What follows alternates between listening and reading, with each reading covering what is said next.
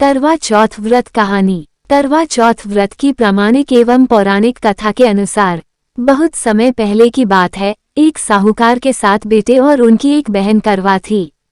सभी 7 भाई अपनी बहन से बहुत प्यार करते थे, यहाँ तक कि वे पहले उसे खाना खिलाते और बाद में स्वयं खाते थे।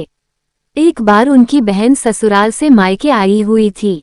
शाम को भाई जब अपना व्यवसाय बंद कर घर आए तो देखा उनकी बहन बहुत व्याकुल थी। सभी भाई खाना खाने बैठे और अपनी बहन से भी खाने का आग्रह करने लगे, लेकिन बहन ने बताया कि उसका आज करवा चौथ का निर्जल व्रत है और वह खाना सिर्फ चंद्रमा को देखकर उसे अर्घ्य देकर ही खा सकती है। चूंकि चंद्रमा अभी तक नहीं निकला है, इसलिए वह भूख प्यास से व्याकुल हो उठी है। सबसे छोटे भाई को अपनी बहन की हालत देखी नहीं जाती और वह दूर पीपल के पेड़ पर एक दीपक जलाकर चलनी की ओट में रख देता है। दूर से देखने पर वह ऐसा प्रतीत होता है कि जैसे चतुर्थी का चांद उदित हो रहा हो। इसके बाद भाई अपनी बहन को बताता है कि चांद निकल आया है, तुम उसे अर्घ्य देने के बाद भोजन कर सकती हो। बहन खुशी के मारे सीढ़ियों पर चढ़कर चांद को देखती है, उसे अर्घ्य देकर खाना खाने बैठ जाती है। वह पहला टुकड़ा मुंह में डालती है तो उसे छींक आ जाती है, दूसरा टुकड़ा डालती है तो उसमें बाल निकल आता है और जैसे ही तीसरा टुकड़ा मुंह में डालने की कोशिश करती है तो उसके पति की मृत्यु का समाचार उसे मिलता है। वह बौखला जाती है। उसकी भाभी उसे सच्चाई से अवगत कराती है कि उसके साथ ऐसा क्यों हुआ। करवा चौथ का व्रत गलत तरीके से टूटने के कारण देवता उससे नाराज हो गए हैं और उन्होंने ऐसा किया है।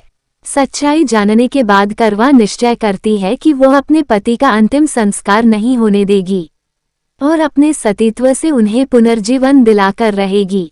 वह पूरे 1 साल तक अपने पति के शव के पास बैठी रहती है, उसकी देखभाल करती है।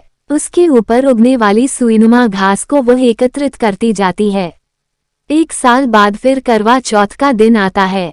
उसकी सभी भाभियां करवा चौथ का व्रत रखती हैं।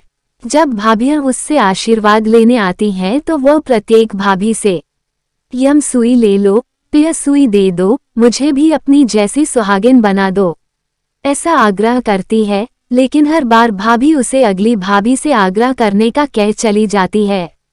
इस प्रकार जब 6ठे नंबर की भाभी आती है तो करवा उससे भी यही बात दोहराती है।